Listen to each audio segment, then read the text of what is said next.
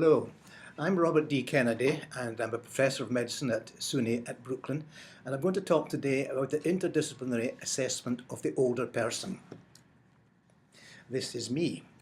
About this module, it's been developed by the Hartford Institute of Geriatric Nursing and NYU University College of Nursing. These are the people who are in the consortium, where there are 4 academic partners committed to training a wide range of health and human service professionals. And this is basically related to the City of New York and its environs. Now, the objectives of this module are listed here. I want to try and define comprehensive geriatric assessment. I want you to be able to understand the role of the nurse in CGA, which is Comprehensive Geriatric Assessment, and also to understand the various components of CGA. This is just an idea of the kind of individual that assessment is aiming for. What is the purpose of CGA?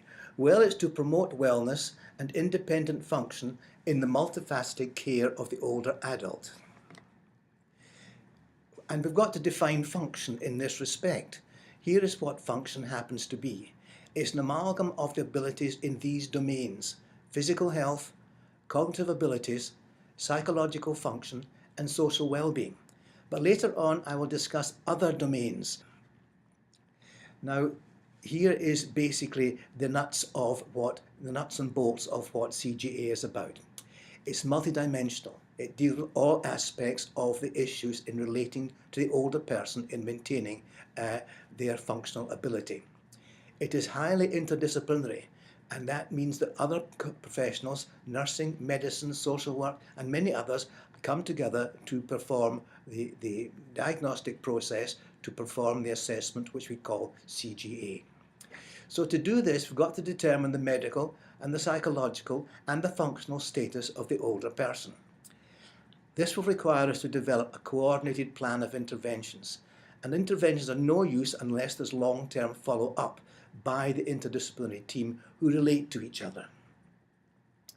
Now, this means that we've got to be highly coordinated. There's got to be a team leader, but that doesn't necessarily need to be the same person at every team meeting. The team leader, I would maintain, is basically the person who's mostly involved with the domain that's being discussed. To coordinate the aspects of CGA, we use standardized different domains of function. These domains are cognition, function, affect, and many others, and I'll list them later. The other object is to maintain or enhance quality of life. We want to identify formal and informal support mechanisms and systems, because these are all important in maintaining the older person in the community.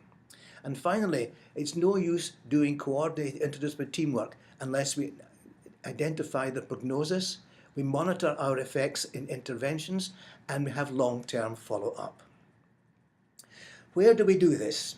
All sites of care. It happens in the ambulatory setting, and that's probably the most ideal place for it. It happens in the emergency room. It happens in the hospital. It happens in the nursing home, and above all, in the subject's home. And that's essential for determining what the plan is going to be. Without knowledge of the person's home, which usually implies a home visit by one of the professionals involved, the plan is often meaningless. Who are we focusing on here? Well, we're focusing on the frail elderly, and frailty is an increasing problem with older people. We're focusing on those elderly who have sudden deterioration in functional ability. And again, these are people that we all know about. We also focus on those who've got increasing trajectories of disability. These trajectories impair the ability to live safely. We're not focusing on those too well to benefit. And we're not focusing on those with terminal illness in its really terminal stages. Therefore, in dealing with who we're going to focus on, we've got to target our interventions. We've got to target our assessment. Now, let me give a little bit about the history of comprehensive geriatric assessment. It basically started off in the 1930s when a doctor called Marjorie Warren in the United Kingdom developed the first geriatric assessment program of patients. She was given charge of a long-term care hospital in the outskirts of London. She was able to involve these patients who were basically warehoused there. She was able to involve them in an assessment program. And this led to many discharges to the community following appropriate rehabilitation and changing of their medication. The USA was the system, it was the Veterans Association system in the USA instituted geriatric assessment in its program in the 1970s. And this is largely due to the work of Larry Rubenstein on the West Coast. The VA has been really exemplary in defining a comprehensive geriatric assessment throughout the nation. Outside the VA, funding and professional attitudes were delayed until geriatric medicine and nursing was sufficiently developed, and that has taken a considerable amount of time. That is why comprehensive geriatric assessment is highly variable in terms of its focus in different parts of the country, in different cities in the country, in different programs of the country. Now let's talk about the domains of geriatric assessment, and by domain I mean the major areas we need to focus on. This list is not exhaustive, though it must look so. Basically, we want to look at the medical issues, we want to look at physical function, we want to look at social function, we want to look at cognitive function, that's highly important, and affective function. Here we're dealing with depression. We need to know a lot about social support. The environmental circumstances of the individual we're assessing are highly important too.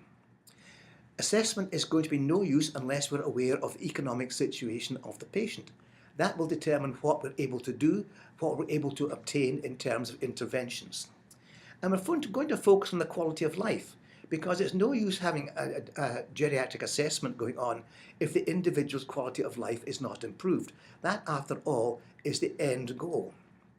We're going to focus on the carers. They need support.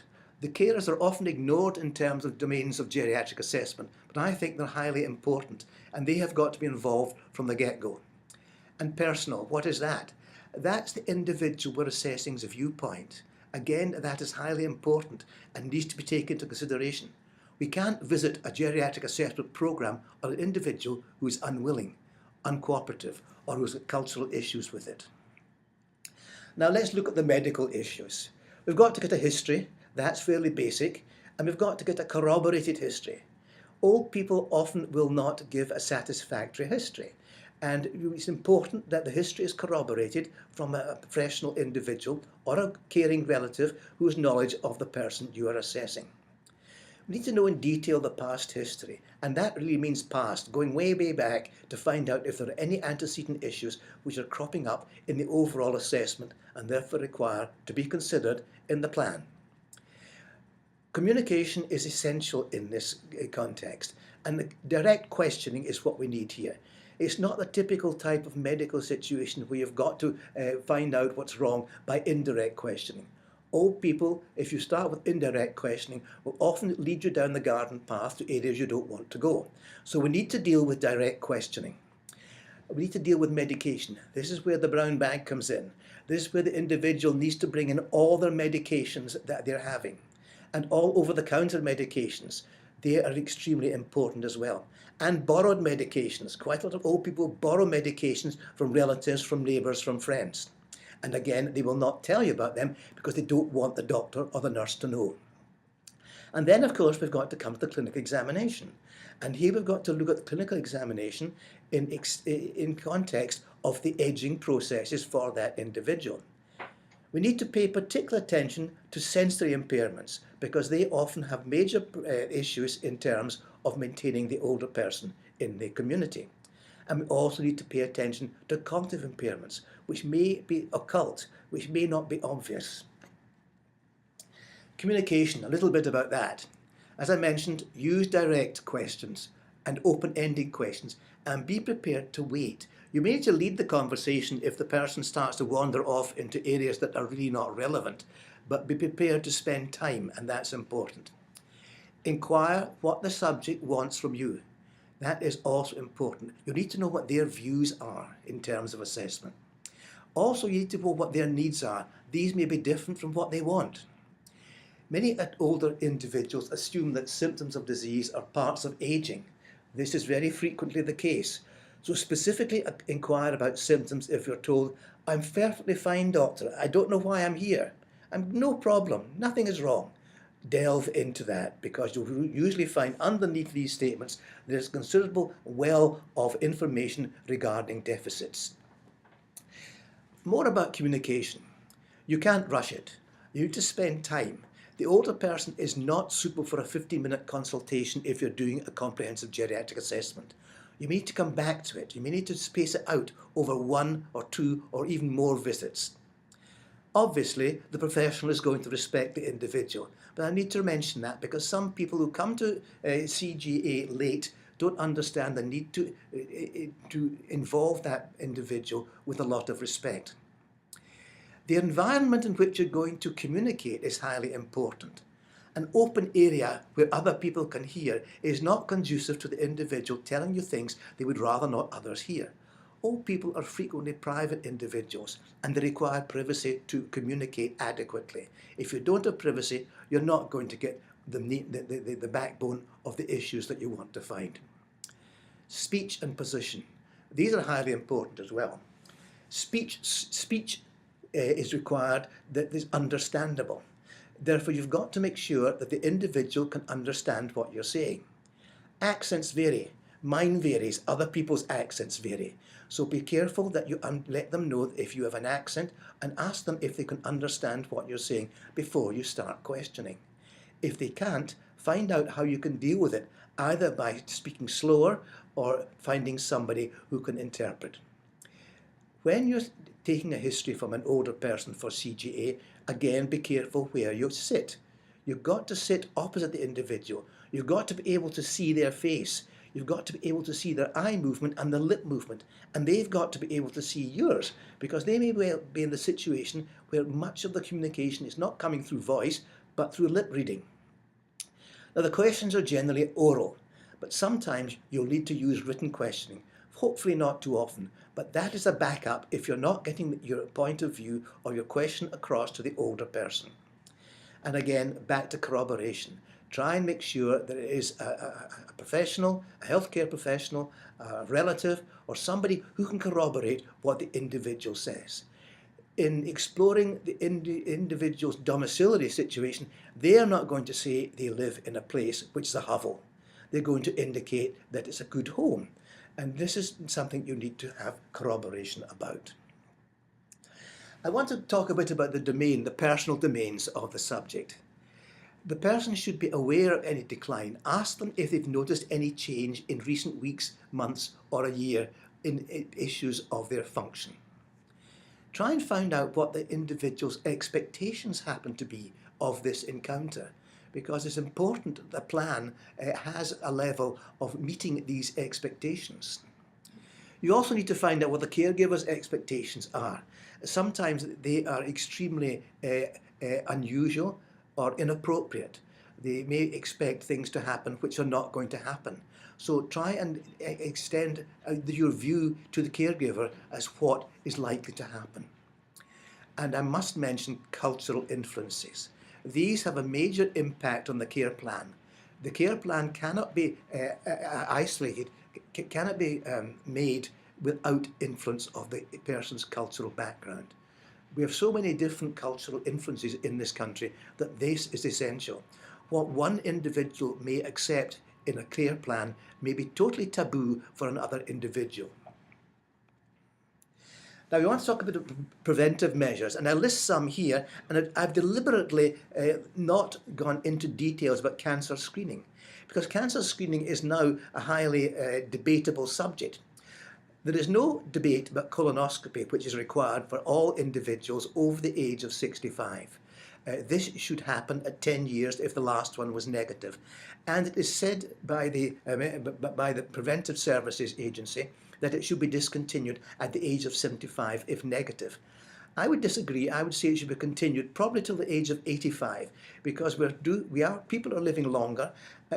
Colon cancers are coming up more readily in older people, so I would be careful about limiting the upper age limit to 75. I would suggest 85. Immunizations. We know about flu shots. Though the uptake for flu shots is high in older people, its preventive aspects are less satisfactory than in younger people. Nevertheless, we should insist on annual flu shots for older individuals. Pneumococcal vaccine is important. It is very helpful in preventing or ameliorating the symptoms of pneumococcal pneumonia, which is common in older people. The vaccine should be given every 7 to 10 years in an individual. And recently, herpes zoster vaccine has come into play. Unfortunately, this is not yet covered in most of the Medicare programs, though it is in some of the more private programs. Herpes zoster vaccine is not to prevent herpes zoster, it's mainly to prevent post-herpetic neuralgia, which is the major problem in old people with shingles. It is an extremely painful condition and can cause a major impact on function and quality of life. Now I say here valid cancer screening. As you probably have read in the newspapers and are aware from from television, there's a lot of debate just now about breast cancer screening. And I'm not going to give you any definite levels of screening here, except to say that cancer screening from 65 onwards should be carried out in older people at least once, and if not negative, more frequently. Osteoporosis is another issue that we need to talk about. Osteoporosis is common in both men and women. In women, we screen for osteoporosis from the age of 65. In men, from the age of 75. In women, if they've got risk factors, we screen earlier, such as 60. Risk factors would be a history of osteoporosis, previous fractures, something like that, or if they've been on steroids. Osteoporosis basically involves taking a dietary history to ensure they're taking a reasonable amount of calcium, that they're exposed to sun to get vitamin D, both of which are preventive in terms of osteoporosis, and also bone scanning at regular intervals. This should be done every 2 years if there is a problem. If it's negative, two negatives in succession means that the individual no longer requires bone scanning. Skin evaluation should happen every year. This is because skin cancer is the commonest cancer in older individuals. Eye evaluation should also happen every year from a reputable ophthalmologist. Again, deficiencies in vision have a major impact on the function of the older person in their daily life and in their quality of life. Let's talk a bit more about domains of physical function, and here we get into sensory issues. We want to talk about gait. Many old people have an impaired gait, therefore this should be observed in terms of the physical examination. So should balance. Many old people complain of problems with balance. This will lead to falls. If we can deal with gait and balance and intervene appropriately, we're going to help to prevent further falls. The third component in this triad is strength. Older people tend to have less strength. Muscle strength diminishes with the passing of time. Severe muscle weakness is a component of frailty. Therefore, we need to look into how strong the individual is. How are we going to do this? In terms of balance, we're going to do the time to get up and go test. This simple test, which has been known for decades, basically requires the individual to rise from the chair, walk 10 feet, turn round and return to sit in the chair. It is normally accomplished within 10 seconds in the intact individual. If it is more than 14 seconds, there is an increased risk of fall and there's likely to be diminished mobility. What does it measure?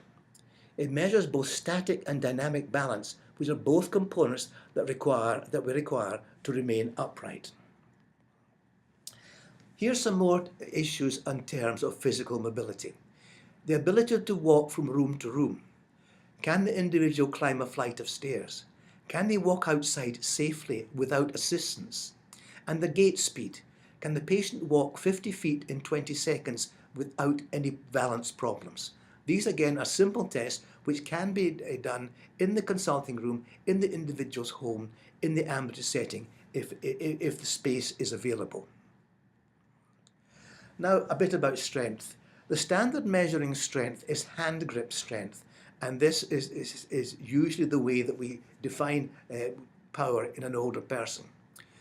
A more readily available one is the chair stand test, and this is where the individual stands with facing a chair, the back of a chair. They hold onto the back of the chair and they basically bend and get up and bend and get up and they bend and get up. And they do this for 30 seconds. This measures the strength and the ability of the leg musculature to do this. The number of times a subject completes this correlates with strength.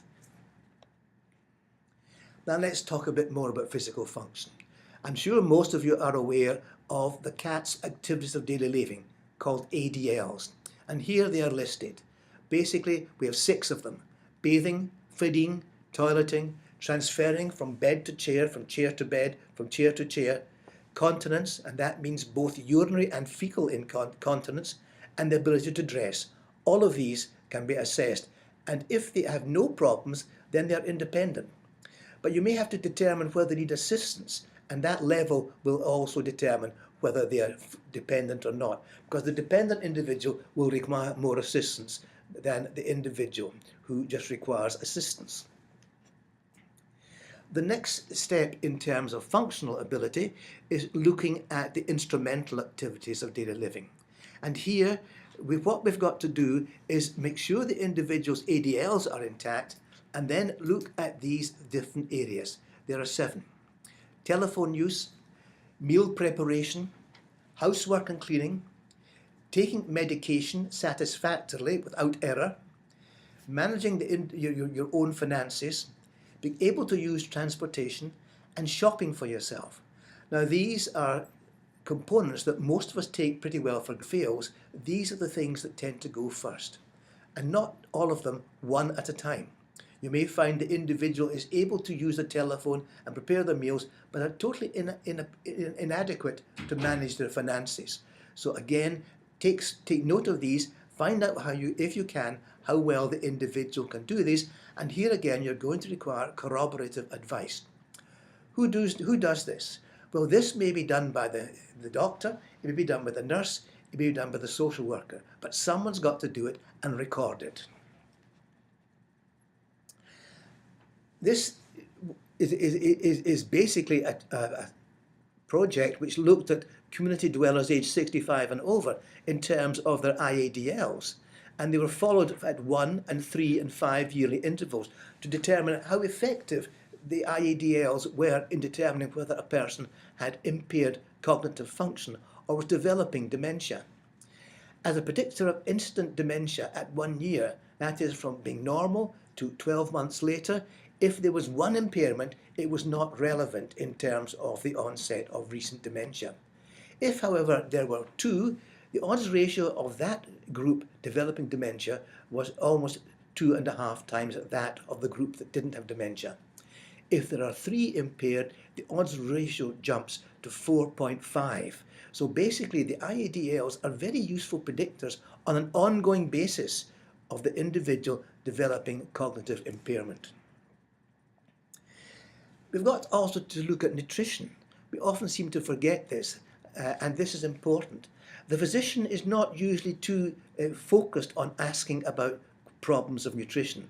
This is where the nurse comes in, or the dietitian if the nutritionist is involved. What are the signs of malnutrition? Well, basically there may be physical signs. The person may be wasted, they may show loss of fat, they may show difficulty in mobility, they may show generalized muscle weakness. We define nutritional inadequacy of weight loss of more than 10 pounds in 6 months, or a body mass index of less than 20.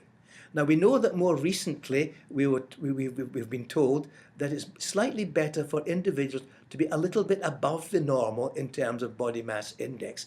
We've also got to remember that obesity, morbid obesity, is also a nutritional issue.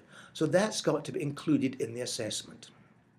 What are the causes? Well, the causes are multiple. I'll list some of them here. Illness, obviously. Frailty, again. Depression. Dementia. Dental problems. Can the person chew? Does the person have teeth? Can the person swallow? If there's a swallowing impairment, you may need to get a swallowing evaluation from a nutritionist or a speech therapist. Impaired IADLs or ADLs, again, may be an issue, and so may financial hardship. Those elderly people who have got problems with finances may not be buying enough food to maintain their weight. And of course, sensory impairments are very important. Is the person blind? Can they see their food? Can they see to cook? These are also relevant. Nutritional evaluation may be required, and the aspects of this are a food diary. Here the individual records on a daily basis the amount of food they've taken. Preferably this should be weighed, because the individual just recounts the food which they think they have taken. Then that is not really appropriate. There's often a great variation between what the person records diary-wise and what they actually have eaten if it's weighed. There needs to be an oral evaluation and a swallowing evaluation if it's clinically indicated. Let's move on to another sensory area, and that is hearing. 30 to 40% of older individuals will have diminished hearing, and the older you are, the more likely that is to happen. This can be due to a variety of causes. It can be due to local causes, it can be due to mixed causes, it can be due to sensory causes, or it can be due to physical changes in the hearing mechanism.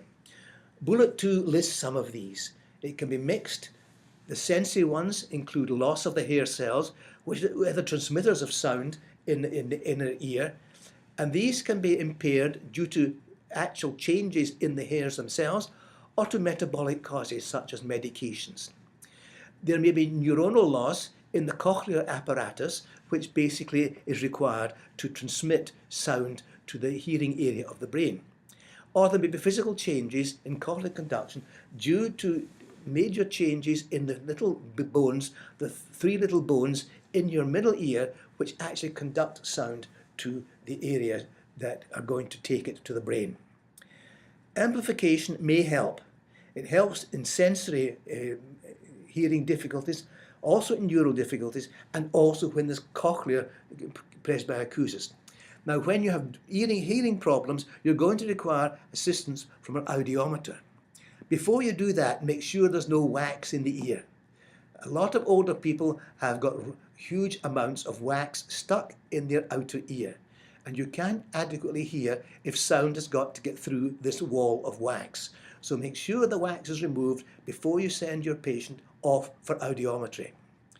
Loss of hearing in older people is generally in the high frequency range. The lower levels are missed. The high frequencies are the ones that diminish. It's usually bilateral hearing issues in older people, and it may be associated with other illnesses. For example, it can be associated with withdrawal, and it can be associated by withdrawal. By that I mean the person sort of just coming out of living around the family. Now we're going to talk about vision, and this is another area that clearly becomes impaired with the passage of time. It affects about 30% or more of those over 75, and again, the older you are, the more likely you are to be affected. How do we evaluate it? Well, we do this by visiting an ophthalmologist. About 40% of visits by the elderly are to eye doctors. The United States Preventive Services Task Force recommends annual vision testing, and this is important because regular testing will be able to detect occasional episodes of potential blindness before they actually happen, and prevention is much better in these instances. Here is some levels of prevalence of blindness in older individuals, and by blindness I'm looking at worse than 20/200 vision. And notice how it increases over the passage of time. In those up to 74, only 1%. Over 90, 17%. Nursing home patients, 17%. That's not surprising. That's one of the reasons they're in a nursing home, because there are problems in function, which is also partly due to visual impairment. Functional visual impairment, again, the prevalence is high. Here we find it extremely high in those over 90. The physical assessment of vision is going to include determining whether the individual has cataract or glaucoma or macular degeneration. Cataract we can do quite a lot about. Glaucoma, if got early, we can also do quite a lot about. Macular degeneration is much more difficult, and it needs to be detected early if we're going to be able to help it. Unfortunately, many cases of macular degeneration are beyond help. It's also important that we test vision in different parameters. Our vision consists of static vision and dynamic vision. Static vision when we're sitting down watching, that may be impaired, And dynamic vision is vision when things are moving, may also be important. Dynamic vision is extremely important for those who still drive motor cars, because you need to be able to watch what's going on the road around you, pedestrians, other cars, traffic lights, and so on. So therefore, basically, evaluation of these parameters is highly relevant in those who have got some element of visual impairment. There's also diminution in light accommodation. It's amazing how many elderly people on a home visit have got low wattage lamps, and this is presumed to save on the electric light bills. However, that is not a good thing, because if there's diminished light in the apartment, there's much greater likelihood of home accidents. It's important the individual is aware of this, and also that the individual's vision is tested for light accommodation. Also, there may be diminished tear formation, and this can lead to grittiness in the eyes. Now we're going to talk about dizziness, and here we've got to talk about various types of dizziness. There are three basic types I want to mention. Vertigo. Vertigo is a spinning sensation. It's due to Meniere's disease, it's due to labyrinthitis, or benign positional vertigo. Meniere's disease is a very defined syndrome with vomiting and with the sensation of things going round. Labyrinthitis, that's a viral infection of the labyrinth apparatus in your inner ear. That again can cause dizziness, and it can cause dizziness on a repeated basis. It may last for 6-7 weeks, and it may then recur. Benign positional vertigo is another type of dizziness which individuals will find, and we find it quite frequent in older people. Then there's pre-syncope.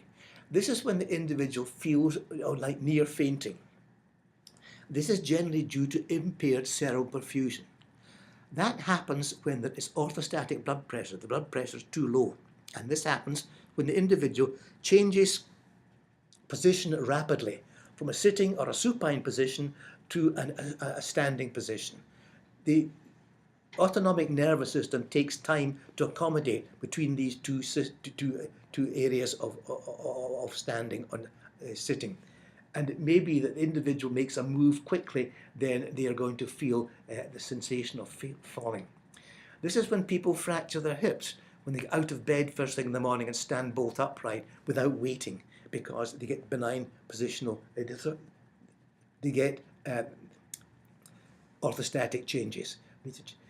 These are often vaguely induced changes.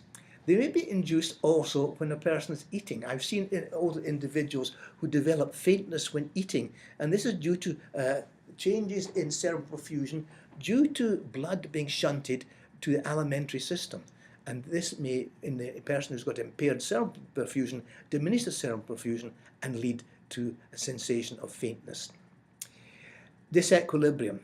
This is a multifactorial situation, which is a combination of visual problems, musculoskeletal problems, neuropathic problems, vestibulopathic problems, medication-induced. All of these can cause disequilibrium. And here it's much more difficult to determine what is going on. You've got to take one of the potential causes away at a time. How are you going to examine for physical assessment of dizziness? Check for orthostatic hypotension, and make sure you observe the appropriate parameters for this. It should be done with the person supine and then the blood pressure standing after they've been standing for 2 minutes. You may want to do it with the person after mobility, because mobility may reveal some types of orthostatic hypotension. Observe the gait. Is that relevant to the person's dizziness?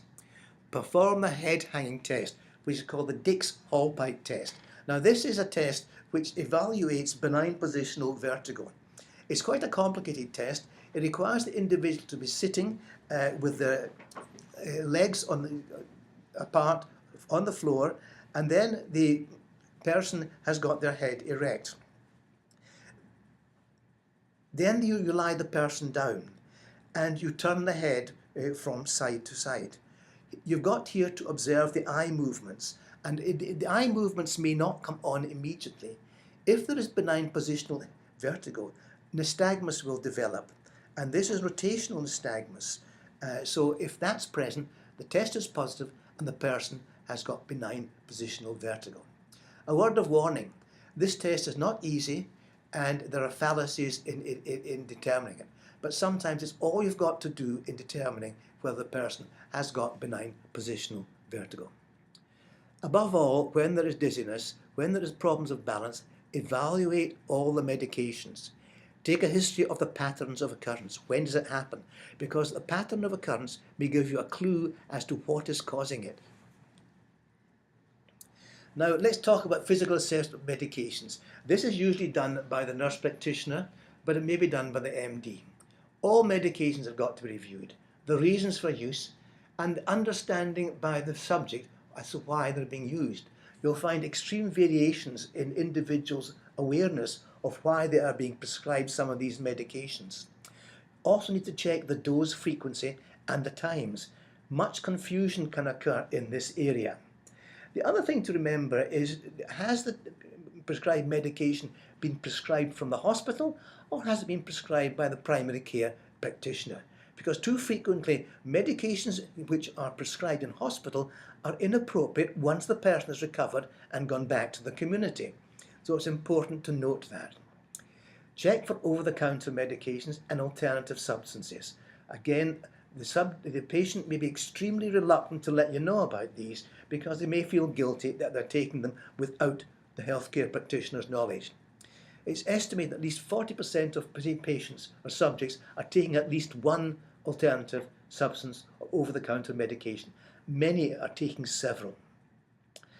Ensure as far as possible that there's somebody available to administer necessary medications if you have doubts that the older person cannot do.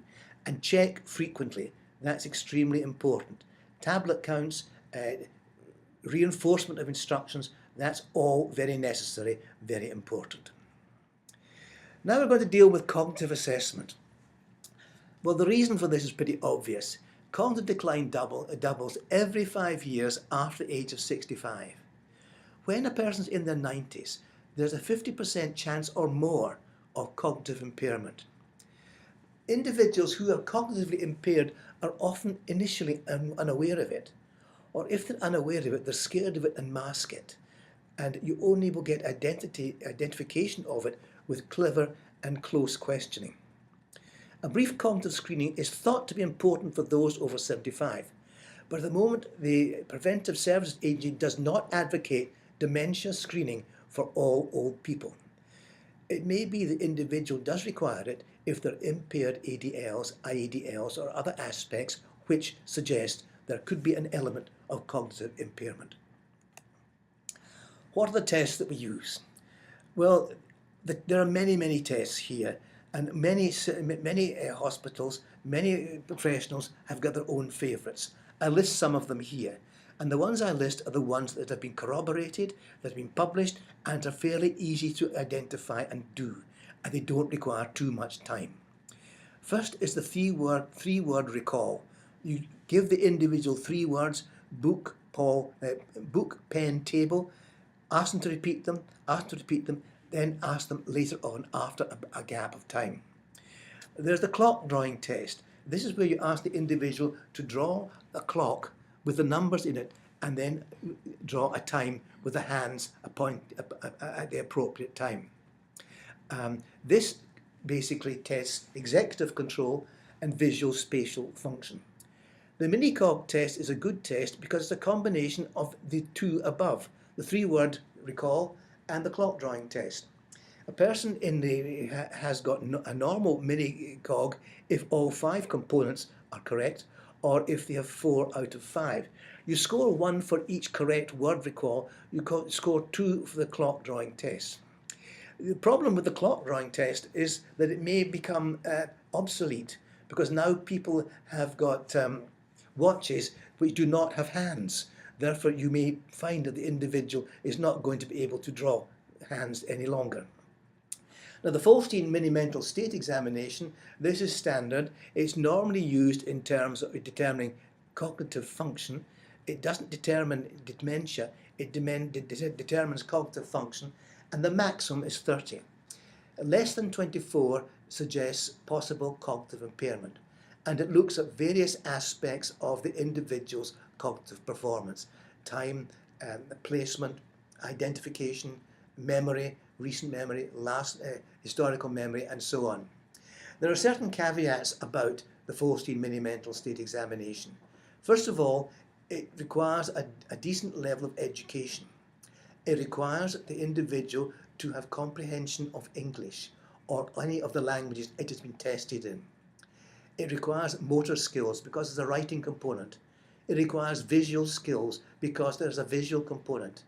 And people who are deaf and who are visually impaired are not going to be able to perform it satisfactorily. Let's talk about other assessments. Here we're looking at affective disorders. Depression is highly prevalent in older people, depending on the age of the group you're looking at.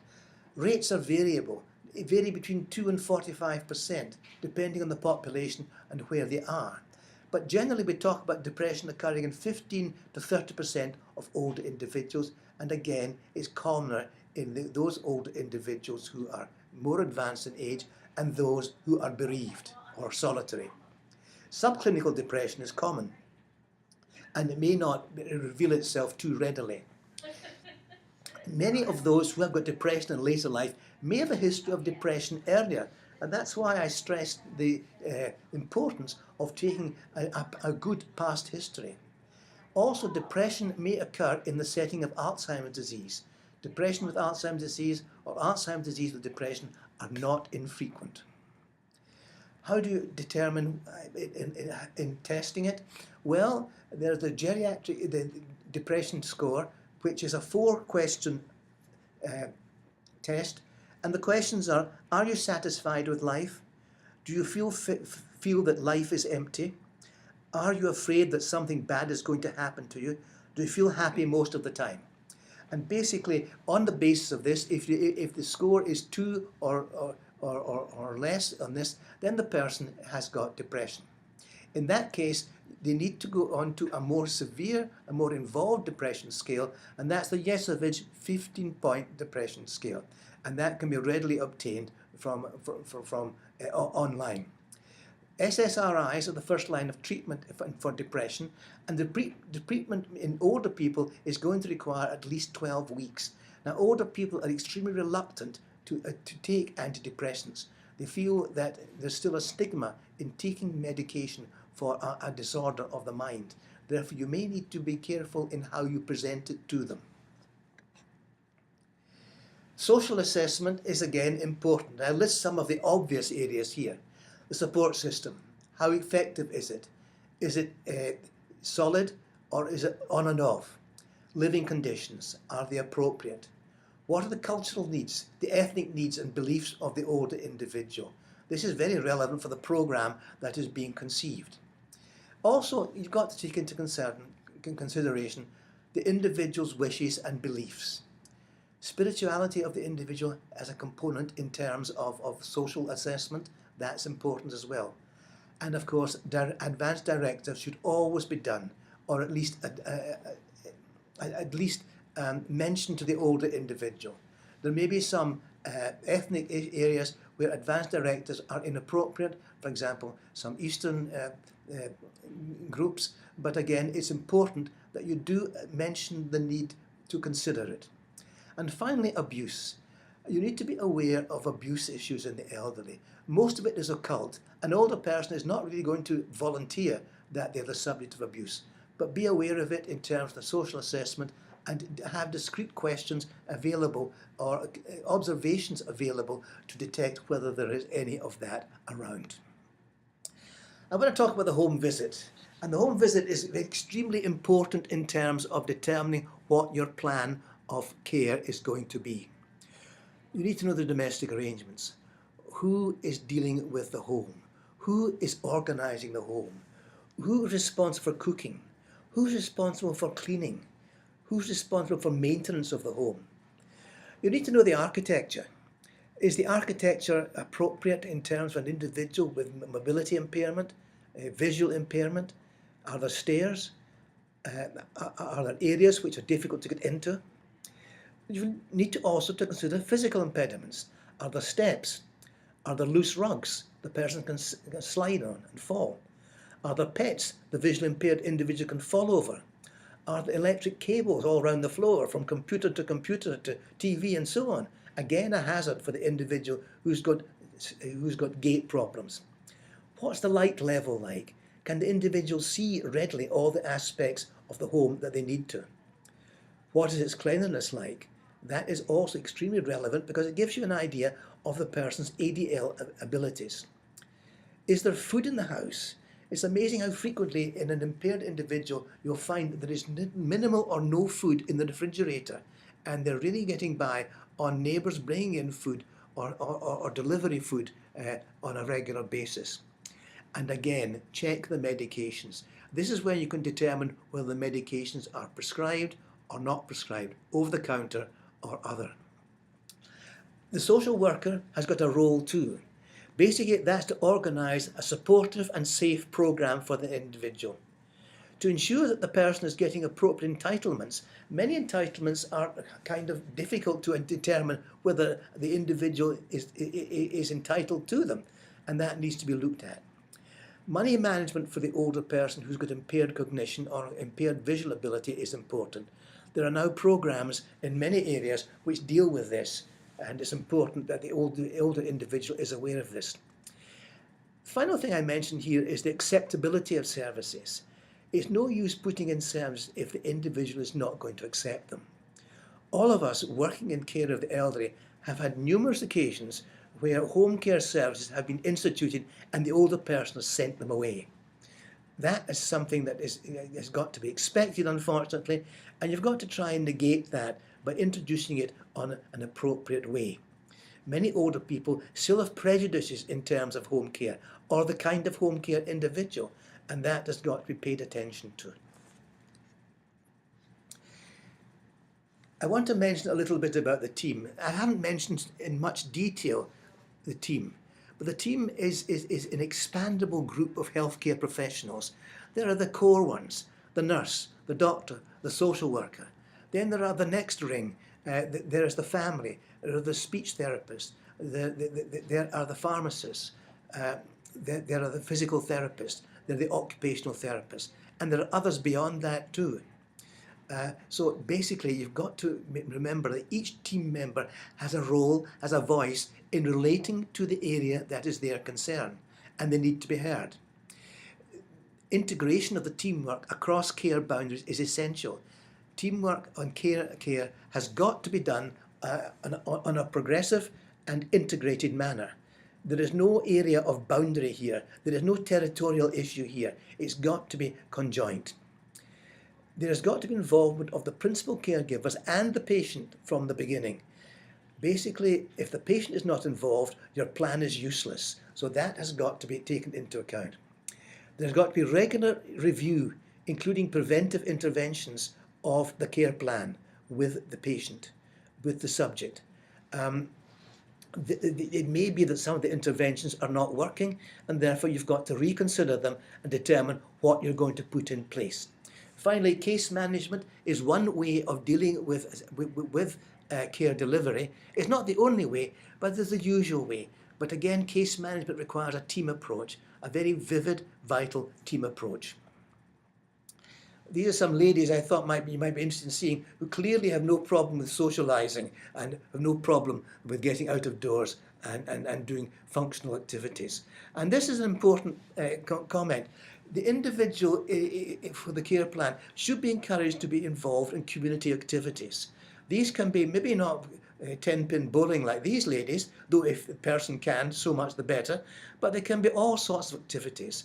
Reading, book clubs, gardening, dancing, trips, visits to malls. All of these are important in terms of the older individual's functional ability and maintaining it.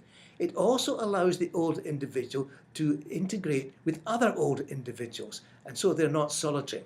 And this is important because if the older individual is solitary, they are much more likely to develop impairments.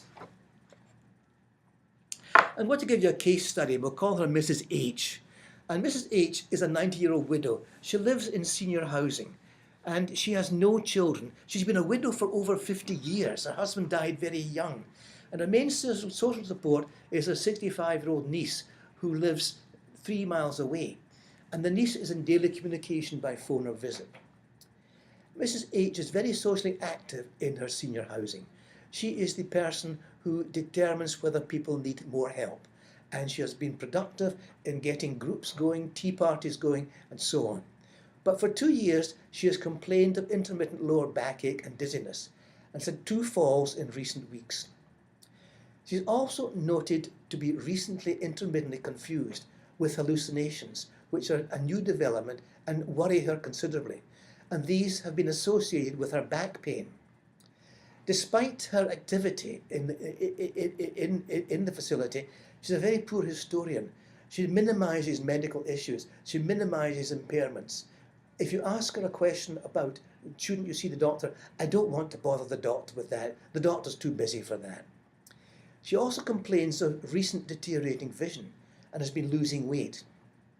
She was referred to a primary care physician who took a history, and an examination found no abnormal focal signs apart from a blood pressure of 105/65 millimeters of mercury when standing. The back pain was ascribed to osteoarthritis, and medications that she had were furosemide 20 milligrams daily, lisinopril 20 milligrams daily, both for hypertension, Coumadin for long-standing atrial fibrillation, and oxycodone acetaminophen 7.5/500 as required for backache. How would you assess Mrs. H? Well, here's what I suggest you should do. The MD or the nurse should check her mini-mental status test, should check the get up and go test, should check her vision. Basically what happened was the mini-mental status exam showed 29 out of 30. It was intact. The mini-cog was normal. There was a normal get up and go test, but the vision was the big problem. By eye specialist evaluation, there was progressive and rapid macular degeneration. A home visit by the nurse practitioner reviewed the medication. We discovered that Mrs. H was taking increasing doses of oxycodone. Every time she'd backache, and as it was PRN, she popped another one. And this was associated with the development of her confusion and hallucinations. So the plan was to reduce the oxycodone, reduce the diuretic because the blood pressure, which was too low, 105/65 is far too low for a 90-year-old lady, and the diuretic was reduced, as was the lisinopril. In environmental review, there were no environmental hazards or falls, and the person cooked using a microwave, but it was felt that the enabling bed rail might help to prevent a degree of dizziness when she got up in the morning. Swallowing review was normal, but unfortunately Mrs. H couldn't see her food distinctly. She couldn't see the food to cut it up on the plate. She couldn't see the microwave controls. So all of these were aspects that were determined in terms of the care plan, which addressed vision, medication compliance, ADLs, IEDLs, confusion, falls, autonomy, she was extremely insistent on her own autonomy, pain management, quality of life, nutrition, entitlements, what did her macular degeneration entitle her to, safety in the home, and the overall home environment. After much consideration of this, we came to the following conclusions. First of all, the patient was lucky in that her niece is a social worker who can activate the care system. And this is important because this lady had a very active advocate. Those who have advocates often do much better in terms of assessment than those who don't have advocates.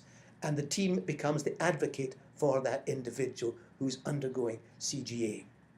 Mrs. H, a previously gregarious person, is now severely constricted by advancing blindness, and the plan was to assess the blindness for further home care benefits, acquire visual aids such as a phone for the blind or the visually impaired, a TV screen enhancer, big print books, big print newspapers.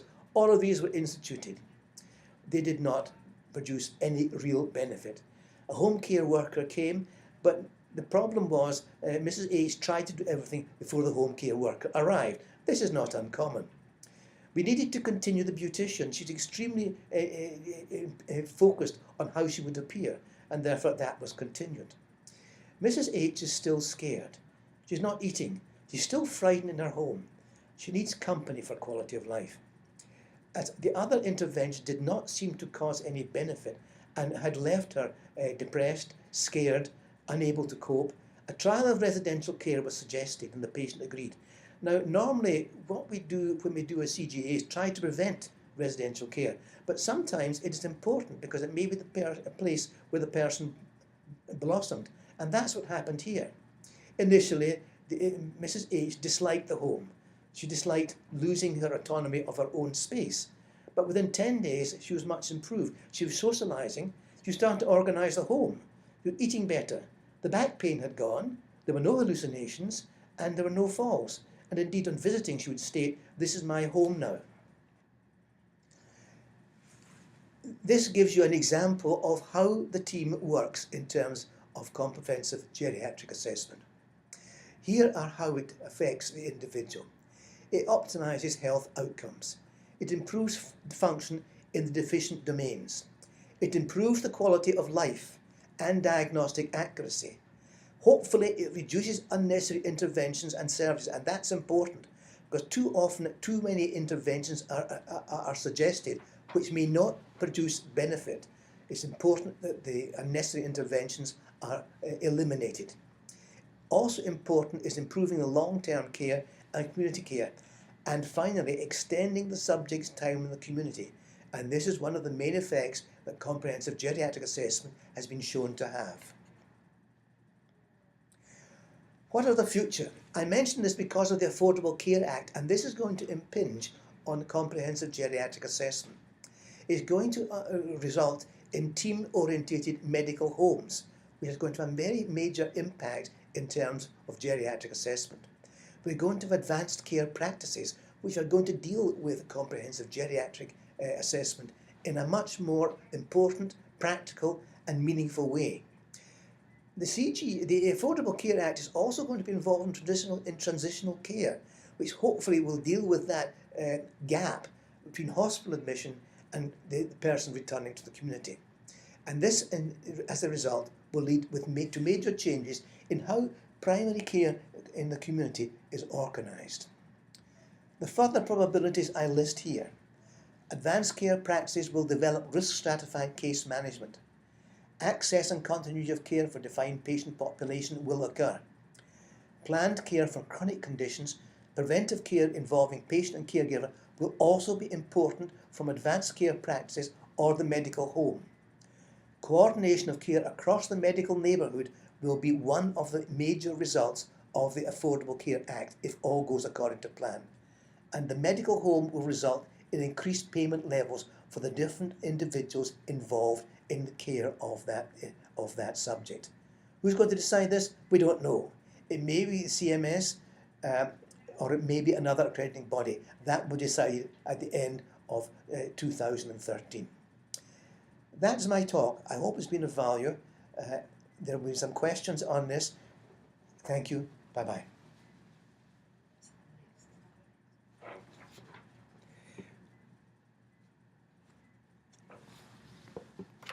I just want to add that the congratulations on completion of this module, which has been